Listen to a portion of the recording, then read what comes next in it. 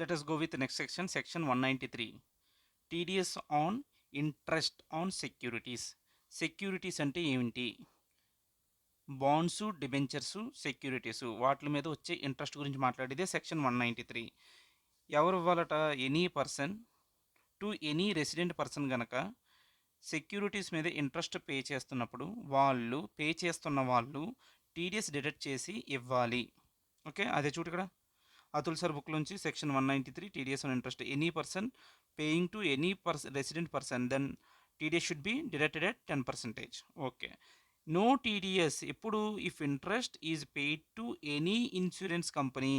LIC insurance companies ఎక్కడన్నా సరే, ఏదైనా సరే ఇన్సూరెన్స్ కంపెనీస్కి నువ్వు ఇంట్రెస్ట్ పే చేస్తే దాని మీద టీడీఎస్ లేదు. ఓకే, ఇది నార్మల్గా ఎగ్జామ్లో అడగట్లేదు. ఓకే, పెద్ద ఇంపార్టెంట్ ఏం కాదు, జస్ట్ తెలుసుకోవడానికి. సో నెక్స్ట్ ఏంటంట, పెయిడ్ ఆన్ గవర్నమెంట్ సెక్యూరిటీస్. ఏమన్నా గవర్నమెంట్ సెక్యూరిటీస్ మీద పే చేస్తున్నప్పుడు కూడా టీడీఎస్ లేదు. బట్ ఎప్పుడైతే కొన్ని స్పెసిఫైడ్ బాండ్స్లో ఎప్పుడైతే వస్తున్న ఇంట్రెస్ట్ మోర్ దాన్ 10,000 ఉంటుందో అప్పుడు మాత్రం టీడీఎస్ డిడక్ట్ అవుతుంది. Until unless then you no need to pay TDS, right? ఇప్పుడు చూడు, థ్రెషోల్డ్ లిమిట్ నార్మల్గా అక్కడ చదివింది ఇక్కడ ఉంటుంది. మళ్ళీ ఏం చెప్తున్నాడంటే 8% సేవింగ్స్ బాండ్స్ అని కొన్ని ఉన్నాయంట. అలాగే ఎప్పుడు ఇది ఇష్యూ చేసింది? 2003లో ఇష్యూ చేశారు. 7.75% సేవింగ్ బాండ్స్ అనేవి ఎప్పుడు ఇష్యూ చేశారు? 2018లో ఇష్యూ చేశారు. అలాగే ఫ్లోటింగ్ రేట్ సేవింగ్స్ బాండ్ అని 2020లో ఇష్యూ చేశారు. ఈ మూడిట్ల మీద కూడా వస్తున్న ఇంట్రెస్ట్ మోర్ దాన్ 10,000 వరకు అయితే no need to deduct TDS. ఎప్పుడైతే 10,000 దాటుతుందో అప్పుడు టీడీఎస్ డిడక్ట్ చేయాలి. ఓకే, నెక్స్ట్ ఏంటంటే డిబెంచర్స్. ఏ కంపెనీలోవి? పబ్లిక్ కంపెనీలో వస్తున్న డిబెంచర్స్. ఆ పబ్లిక్ కంపెనీ వాళ్ళు నాకేం చేశారు? డిబెంచర్స్ ఇచ్చారు.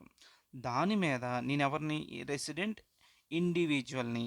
నాకైతే 5,000 ఏమిచ్చారు? లిమిట్ ఇచ్చారు. ఆ 5,000 ఎప్పుడైతే దాటుతుందో అప్పుడు టోటల్ మీద నేను టీడీఎస్ డిడక్ట్ చేయాలి. వాళ్ళు టీడీఎస్ డిడక్ట్ చేయాలి. అలా కాకుండా నాకు రెసిడెంట్ ఇండివిజువల్ కానీ హెచ్ఎఫ్కి ఇస్తే 5,000. అలాగా కాకుండా ఒక ఫర్మ్కో, ఒక ఎల్ఎల్పికో, ఒక కంపెనీకో ఇచ్చారనుకో అప్పుడు మాత్రం there is no threshold limit. Even 1 rupee వచ్చినా సరే they need to deduct TDS. ఇది ఎవరికి ఇచ్చారు ఈ ఆప్షను, ఈ ఫెసిలిటీ అంటే రెసిడెంట్ ఇండివిజువల్ హెచ్ఎఫ్కి మాత్రం ఇచ్చారు. Resident individual or HUF. So వాళ్ళని ఎంకరేజ్ చేస్తుంది. ఎందులో? పబ్లిక్ కంపెనీలో పెడితే వాళ్ళకి థ్రెషోల్డ్ లిమిట్ 5,000 వరకు ఉంది. అదనమాట. అలా కాకుండా ఒక ప్రైవేట్ కంపెనీలో పెట్టినట్లయితే డిబెంచర్స్, ఇప్పుడు నేనే ఒక రెసిడెంట్ ఇండివిజువల్ని, నేనేం చేశాను ఈసారి ప్రైవేట్ కంపెనీస్లో ఉన్న డిబెంచర్స్లో ఇన్వెస్ట్ చేశాను. అప్పుడు వాళ్ళు ఇచ్చే దాని మీద కూడా 5,000 ఎగ్జంప్షన్ ఉంటుందంటే ఉండదు. ఇది ఎవరికి మాత్రమే ఇచ్చారు? ఇది ఓన్లీ పబ్లిక్ కంపెనీకి మాత్రమే. ఓకే, ఇప్పుడు ప్రైవేట్ కంపెనీ వాళ్ళ దగ్గర నుంచి నేను ఈ రెసిడెంట్ ఇండివిజువల్ అయినా సరే నేను 1 రూపీ తీసుకున్నా సరే దాని మీద వాళ్ళు టీడీఎస్ డిడక్ట్ చేయాలి. ఎంత పర్సెంటేజ్? 10%. Okay, that's it. అదే చెప్తాడు, TDS is applicable. Interest 8%, saving bonds అయితే 7.75%, savings bond 2000, floating rate savings bond అయితే 2020. ఏమీ లేదు. ఓకే, ఒకసారి రివైజ్ సెక్షన్ 193 పెద్ద ఇంపార్టెంట్ కాదు.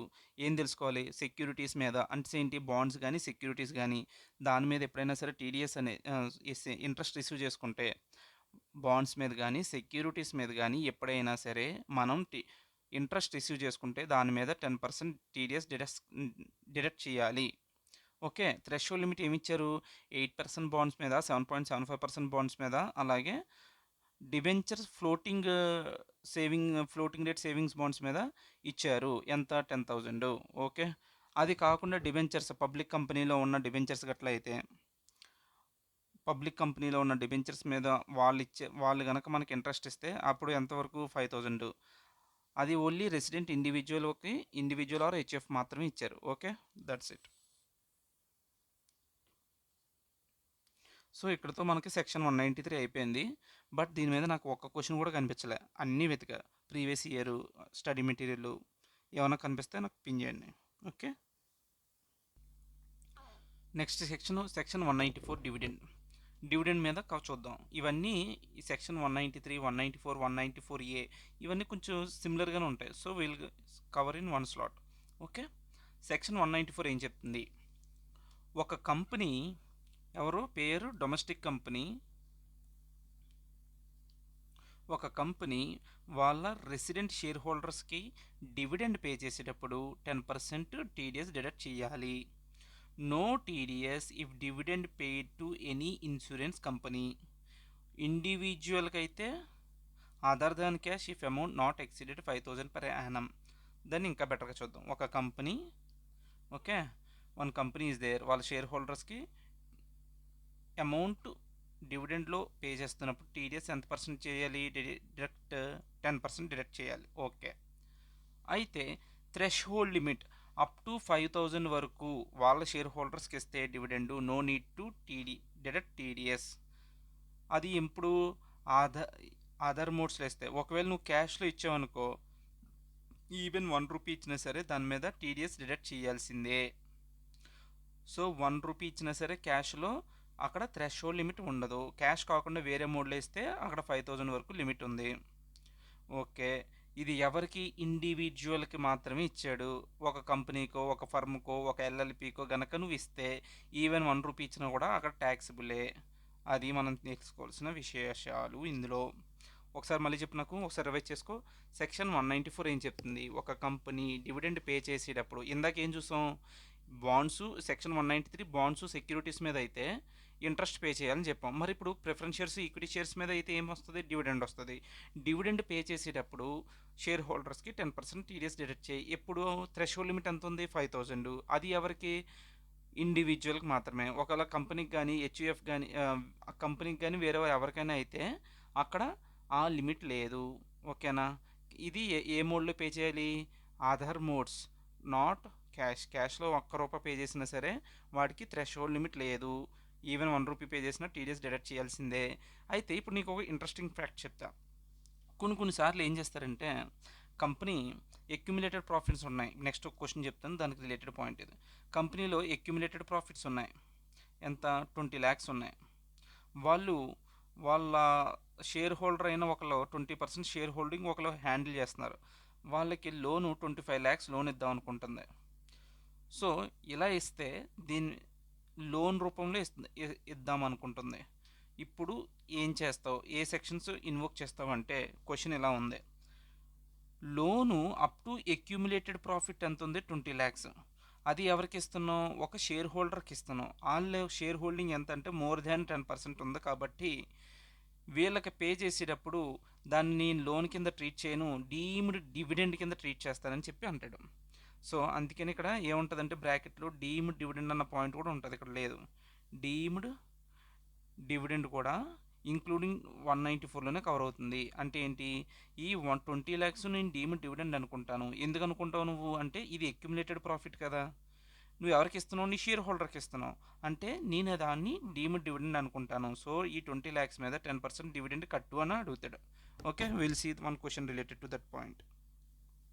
ఈ క్వశ్చన్ ఎప్పుడు? క్వశ్చన్ ఎక్కడది? ఎంటీపీ నవంబర్ 2018లో ఇచ్చిన క్వశ్చన్. ఏమి ఇచ్చాడు వీడు? ఇది రవి అగర్వాల్ సార్ స్కానర్లో తీసుకున్న క్వశ్చన్ ఇది. పాయింట్ 2 చూస్తే మనం డిస్కస్ చేసుకున్న పాయింట్ మీద ఉంటుంది.